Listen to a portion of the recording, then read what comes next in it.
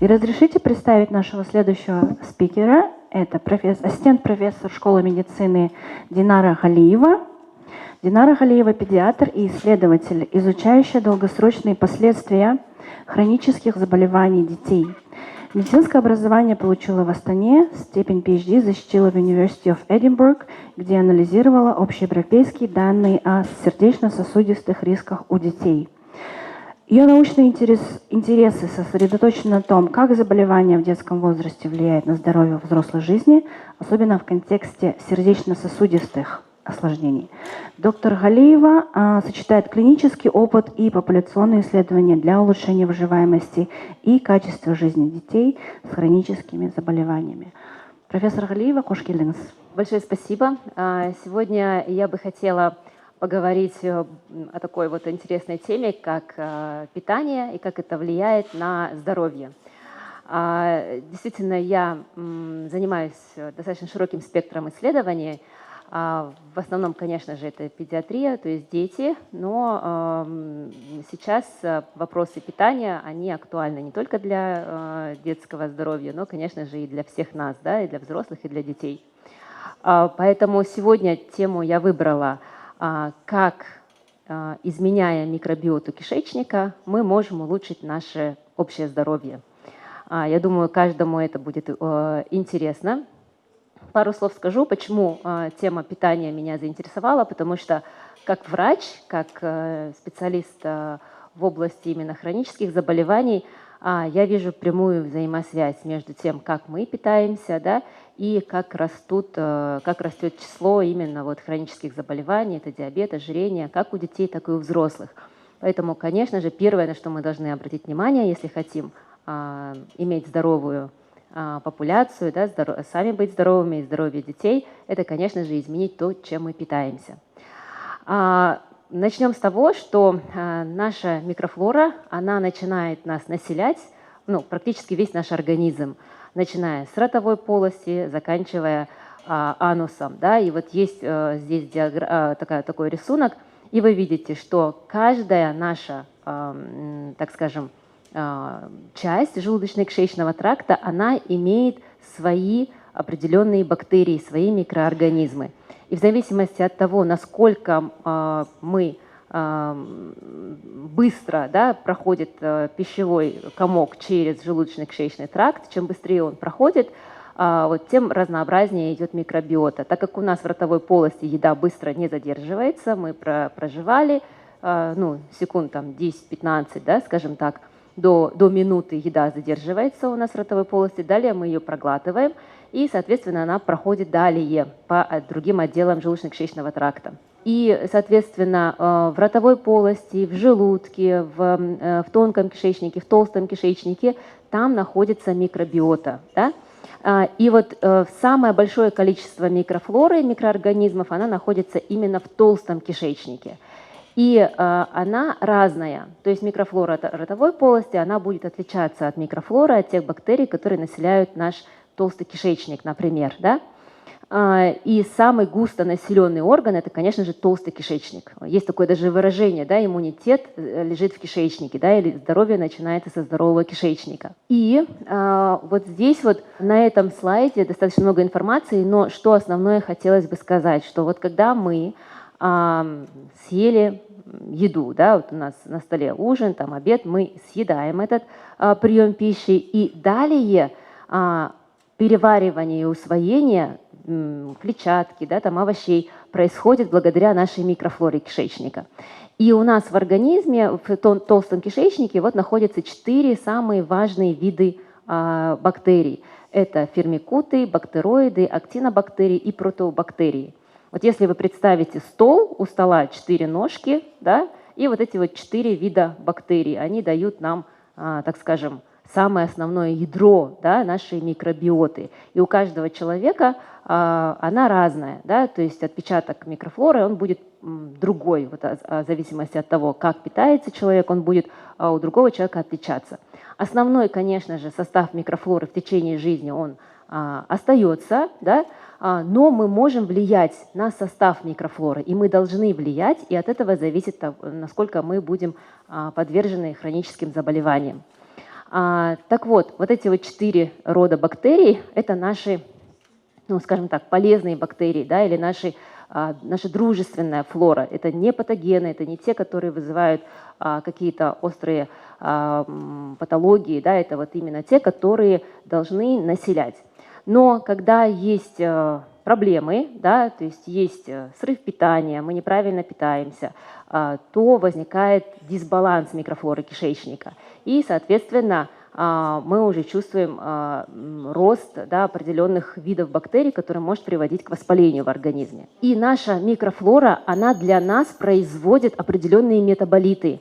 То есть вот мы, допустим, съели с вами миску зелени, миску салата, да, переваривает всю эту клетчатку как раз-таки наша полезная микрофлора. Вот эти вот 4 вида, они занимаются перевариванием и усвоением клетчатки. И когда переваривается клетчатка, высвобождаются метаболиты бактерий, да, это короткоцепочные жирные кислоты, по-английски short chain fatty acids. И одна из самых таких вот важных – это бутират или масляная кислота. И вот этот бутират, он вот как масло, да, вот смазывает колоноциты, то есть питает клетки, эпителиальные клетки кишечника, таким образом профилактируя различные виды рака, да, особенно, например, колоректальный рак. Поэтому очень важно, чтобы у нас в питании, в еде на ежедневной основе было достаточное количество клетчатки для того, чтобы вот эти вот как раз-таки положительные, полезные метаболиты выделялись и оздоровляли наш кишечник.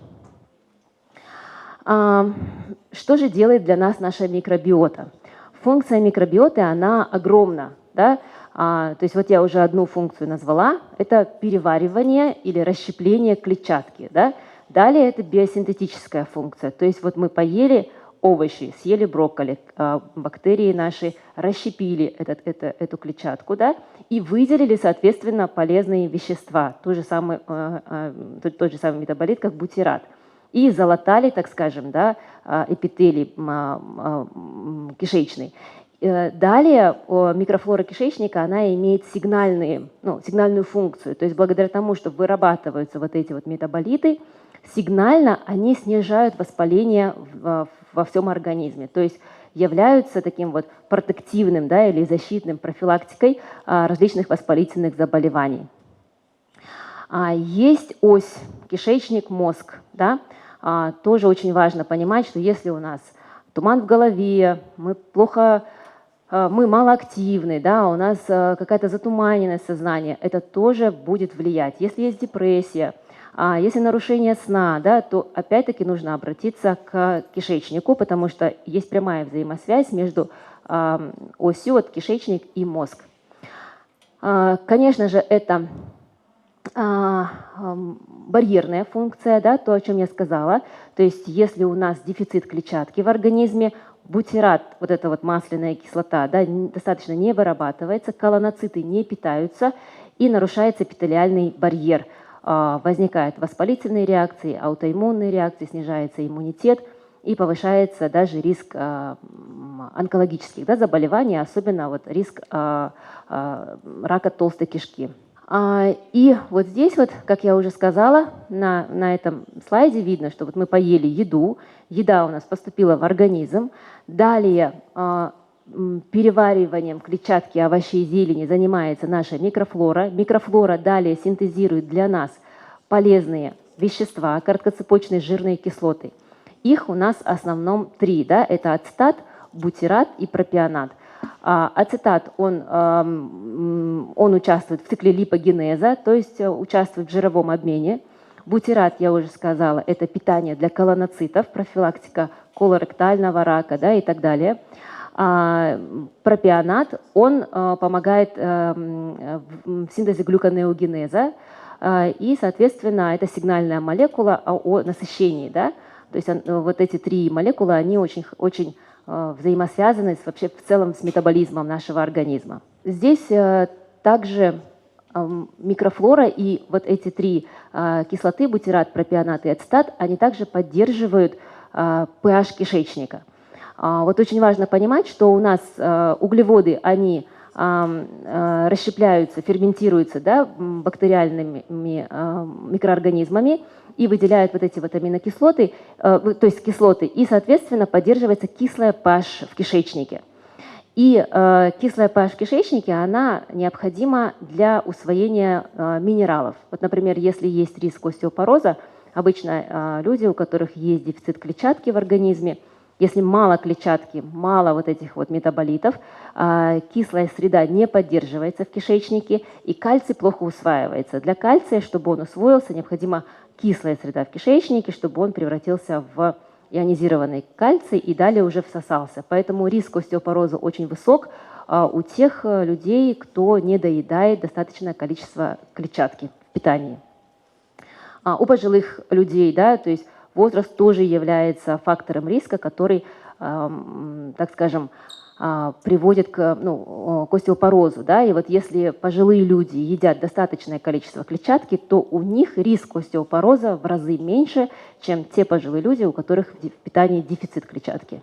То есть вот насколько важна микрофлора. Да? То есть фактически это здоровье, это регуляция практически всех наших обменных процессов, это регуляция иммунитета, это эпителиальный барьер, это профилактика онкологии, рака, да, и, соответственно, можем ли мы и должны ли мы вообще менять свою микрофлору. Как я уже сказала, у каждого человека свой отпечаток, да, микрофлоры, у каждого состав микрофлоры свой, и он в течение жизни такой стабильный, но мы в любом случае должны менять, да, стараться улучшить качество и разнообразие своей микрофлоры кишечника.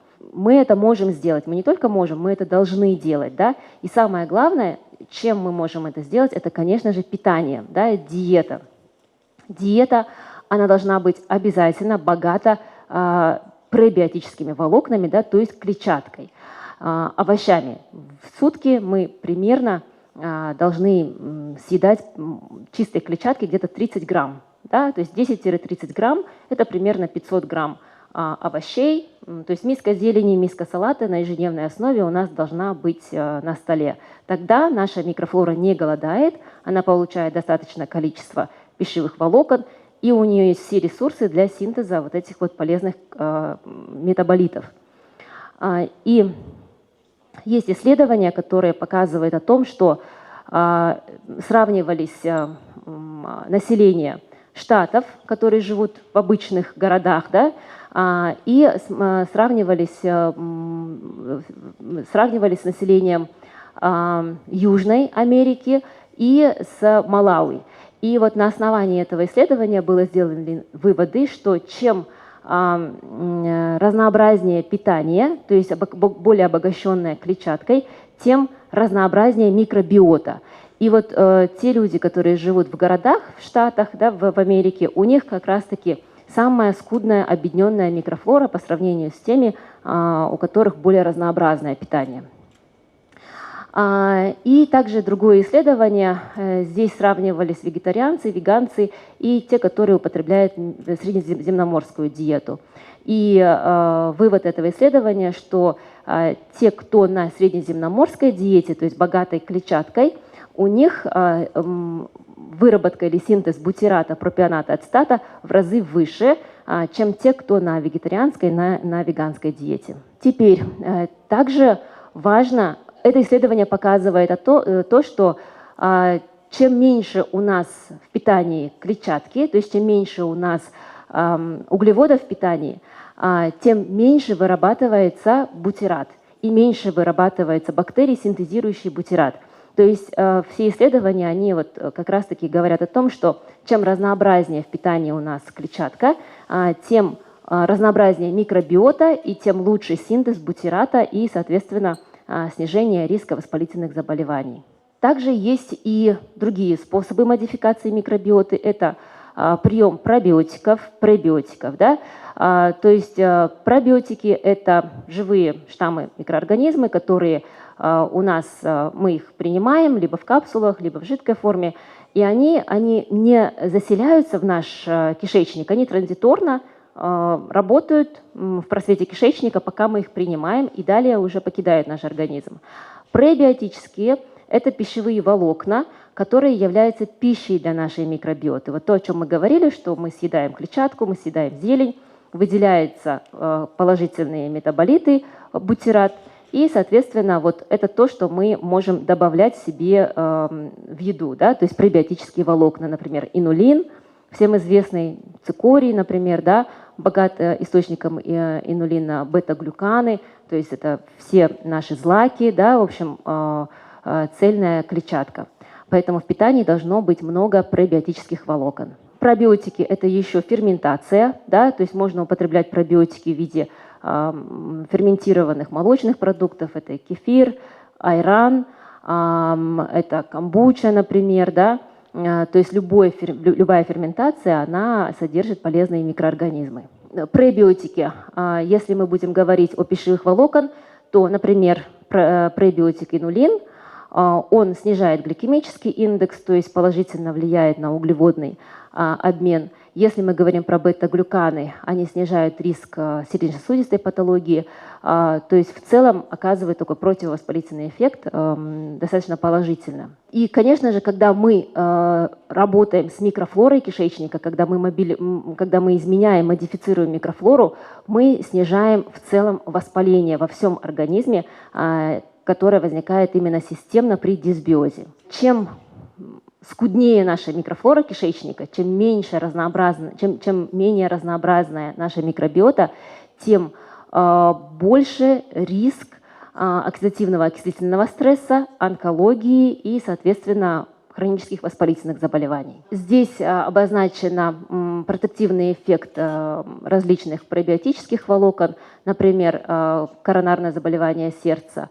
Это бета-глюканы, протективный эффект имеют, диетические волокна и пребиотики, они защищают от колоректального рака, да, и так далее. То есть здесь вы видите, что различные хронические заболевания, онкологические заболевания, они могут модифицироваться, улучшаться, профилактироваться благодаря добавлениям пищевых волокон.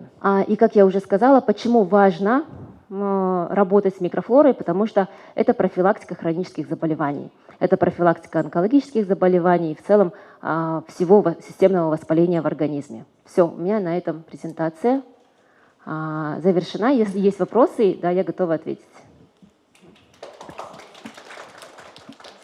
Динара, спасибо вам большое за очень информативную лекцию. Вот у меня такой вопрос. Вы сравнили разные диеты, да, которые популярны в мире, в том числе средиземноморскую и так далее. Вот если взять нашу традиционную казахскую кухню, насколько она приближена или насколько она далеко, допустим, от оптимальной какой-то наиболее полезной диеты? Да, ну, скажем так, доказано, да, многими исследованиями научными, что самая здоровая диета – средиземноморская диета. Да? Почему она полезна? Потому что там обилие клетчатки, обилие омега-3 жирных кислот, да, то есть это морепродукты, оливковое масло, да, омега-9. Ну, то есть в основном противовоспалительное питание. Да? И вот, как мы видели, обилие клетчатки, она дает нам пищу для полезных бактерий и синтез короткоцепочных жирных кислот, которые являются протективными против различных видов даже рака. Да? Наша национальная диета, к сожалению, не так разнообразна. Да? В основном у нас на столе, что это изделия из теста, да? Национальное блюдо бешбармак, естественно, там основа это тесто, мясо, далее баурсаки, шельпеки, то есть в основном, если мы разберем каждое блюдо, то это будет очень много изделия мучное, да? И хорошо, если к этому добавляется миска зелени, миска салата. Если мы съедаем только, например, быстрые рафинированные углеводы, да, без добавления клетчатки, мы кормим голодом нашу микрофлору. Поэтому наша национальная диета, она, конечно же, имеет в составе необходимые питательные вещества в качестве белков, жиров, углеводов, но, к сожалению, не так много клетчатки на ежедневной основе мы съедаем. Поэтому очень важно вот 10-30 грамм клетчатки употреблять на ежедневной основе. То есть необходимо добавлять еще и овощи и зелень в большом количестве. А вот бешбармак в сочетании с хлебом, как вы думаете, это хорошая идея? очень вкусно, но не, не очень полезно, так скажем, да. Поэтому бешбармак – это тесто, хлеб, опять-таки, да, мучное изделие, поэтому, конечно же, здесь нет разнообразия, да, вот как мы говорим. И очень часто нужно вот иметь в виду eat a rainbow, да, то есть ешьте радугу. Чем разнообразнее, чем больше цветов на вашей тарелке, тем больше антиоксидантов вы съедаете. То есть если вы съели бешбармак с хлебом, это в основном белый цвет, да. Белый цвет – это цвет воспалительных, да, продуктов, поэтому старайтесь к этому раскрасить вашу тарелочку различными цветными овощами, зеленью. Большой Рахмет. Коллеги, есть ли вопросы у вас какие-нибудь интересные? Да, я говорю, действительно, когда спрашивают особенность нашей национальной кухни, и ты начинаешь рассказывать про какие-то блюда иностранцам, и они спрашивают, а что это? Там, и говоришь, бешбармак, а что это? Это мясо с тестом. Или там самса. А что это? Это мясо в тесте. И вот у нас постоянно все, либо тесто с мясом, либо мясо в тесте. Всё в тесте. И я вот хотела вас спросить, наверняка вы изучаете или, может быть, даже давали свои какие-то предложения. Вот мне, допустим, как родителю, даже в наше время в школьных столовых еда, она практически не содержала вообще никакой зелени. То есть тарелка — это всегда либо котлета с рисом, с пюре, либо макароны с подливой, как бы вот это тот рацион, которым питаются наши дети в школах. И вот мне интересно, вот сейчас все-таки современное время, все понимают, что очень нужна клетчатка, что нужно побольше зелени. А есть ли какие-то сподвижки вот в направлении улучшения состава школьного питания, может быть, в садиках? Я знаю, что, допустим, в частных садах сейчас есть частные садики, которые вообще полностью перешли на безглютеновые какие-то продукты, да, еще что-то. Но вот общеобразовательные школы, они все-таки остались вот на каком-то таком уровне. Да. Но, к сожалению, сейчас прям такого, так что вот в общеобразовательных школах меняют рацион питания, к сожалению, нет такой программы. И да, действительно, родители уже стараются выбирать где-то частные школы, где более такое персонализированное питание, или же организовывают еду с собой, да, ребенку. Ну, поэтому для родителя, конечно же, сложно в общеобразовательной школе на стандартном рационе питания. Но я думаю, что со временем, постепенно мы придем к тому, что и в общеобразовательных школах мы тоже будем постепенно менять культуру питания. Спасибо, очень надеемся. Профессор Динара, вот еще такой вопрос. Каждый год, там буквально год-полтора, постоянно какой-то хайп, сенсация по какой-то новой, очередной, суперэффективной, новомоднейшей диеты. Там какое-то буквально сумасшествие происходит. То по кето, то по интервалке, то по низкоуглеводной, то там еще какой-то новой диете. Вот глядя на все это, человек, который знает про микрофлору все, ваши как бы впечатления? Каждая диета, она имеет свою цель. То есть она имеет терапевтический эффект, да, та же самая кето-диета, на ней нельзя постоянно быть, да, потому что кето-диета, она объединена клетчаткой. А вы поняли, да, надеюсь, что клетчатка очень-очень важна для того, чтобы у нас были вот эти вот короткоцепочные жирные кислоты, которые как раз-таки являются противовоспалительными. Поэтому держать кето-диету можно, но определенно, ну вот каким-то вот целевым способом, да. И, соответственно, обязательно необходимо сначала определить, сдать липидограмму, например, да, потому что кето-диета, она богата насыщенными в основном жирами, поэтому здесь нужно знать уровень холестерина, да, для того, чтобы безопасно зайти в кето-диету. Какие-то другие направления диеты, если они какие-то навеяны какими-то новомодными там, впечатлениями и так далее, они должны быть, во-первых, сданы на анализах, да, то есть определить, можно ли определенный вид питания, и, во-вторых, понимать цель, для чего это нужно. Но в целом на постоянной, на ежедневной основе нет необходимости держать какую-то определенную строгую диету, потому что любая строгая диета, она ограничивающая диета и будет приводить к дефициту определенных компонентов, зачастую дефициту клетчатки. А в дефицит клетчатки мы уходить не должны. И самый идеальный такой режим питания – это, конечно же, средиземноморская диета. Она в целом доказала свою состоятельность и противовоспалительный элемент. Поэтому для меня, когда человек долго сидит на какой-то лимитирующей диете, это вот сигнал, что здесь нужно разбираться по состоянию здоровья и долго на таких ограничивающих диетах сидеть не стоит.